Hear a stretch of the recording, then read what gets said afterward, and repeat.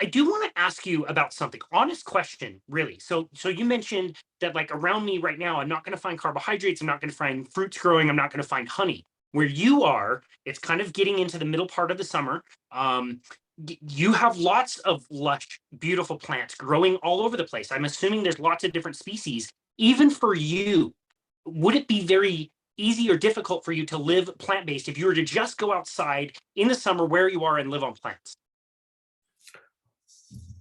We've mistakenly, I've got a vegetable garden at home because we've got lots of possums and wallabies around. It's actually a cage. I mean, it was,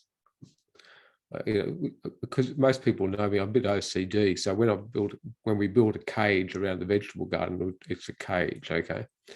I wish we had it when the kids were little, Good call. Lock them in there. There you go. Good call. The dog gets put in there when the grandkids come around because the youngest grandchild doesn't like the dog jumping up. But anyway, so the dog gets put in there. But essentially, we've got raspberries and strawberries coming up, and there's some tomatoes, and the grandkids get in there and raid them. I'm okay with that. And because we actually got the house on the market at the moment, I have got vegetables planted in there because I'll admit the market, like most people, haven't gotten informed. I don't have wildebeest and bison in my vegetable garden. Okay, so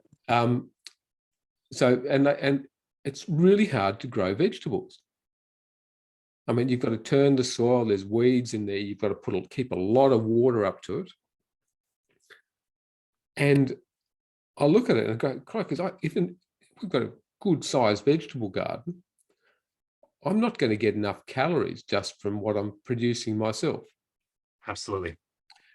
And it's hard work. So the only way we're going to get enough vegetables is to become an industrial, which is going to involve lots of water, lots of soil, lots of chemicals. Whereas just outside the vegetable garden, okay, we do live on some acreage, and I've shown you the view here today. Beautiful. I've got 35 sheep, of which in the summer they barely drink water. So that's it. They just roam around and they do their stuff. And I go and just, that's all still alive, and just go and check on them. But literally, there is an enormous feast grazing on marginal land which you can't crop because it's too steep, versus a vegetable garden, which for my undertaking is completely unsustainable. And it's a real treat for going out into the garden and going picking your produce. But as to it being sustainable for me to actually create enough variety and enough volume, and I know some people will say, "Oh, you can do that." And I know someone who's actually, turned his backyard, and it's an intensive cropping process, but a lot of work. Yeah. And so we've all become completely distanced from our food source. Vast majority of people have no idea, and you go, whether or not you're talking about food miles, oranges from California or bananas from Brazil or whatever, just, the amount of food miles involved in that, the amount of transport. Like, you'll be able to go to your supermarket in Utah now and actually buy fruit. Yeah, easy, right now. Yeah. Papaya, mangoes, star fruit. Those didn't come from here.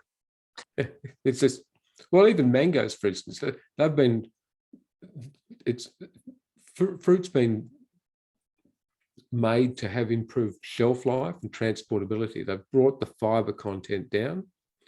They've increased the sugar content. Sugar's a preservative, because the more sugar you put, like a bit of raisin bread, the more sugar, your fruit cake, your Christmas cake, your wedding cakes, lots of fruit in it, and it's still edible a year down the track.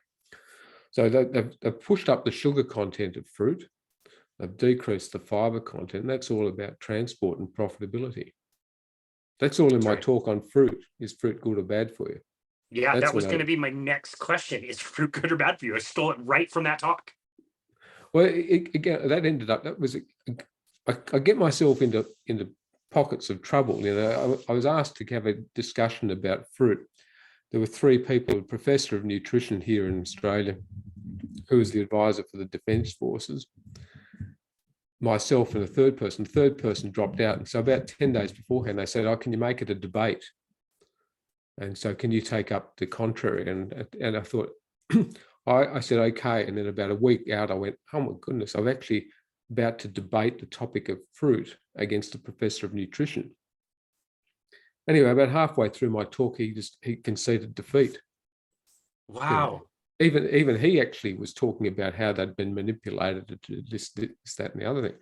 And so halfway through my talk, so I ultimately turned that into a YouTube talk as well.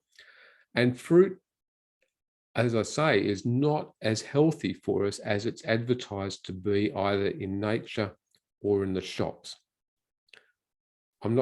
I'll say, I think it has, if you want to eat fruit, it's going to have an effect on you. First of all, it's going to drive behavior because it's got a high fructose component. And fructose actually stimulates the brain for you to eat more, which is what it's meant to do in nature. It will also give you the trots, make your bowels open.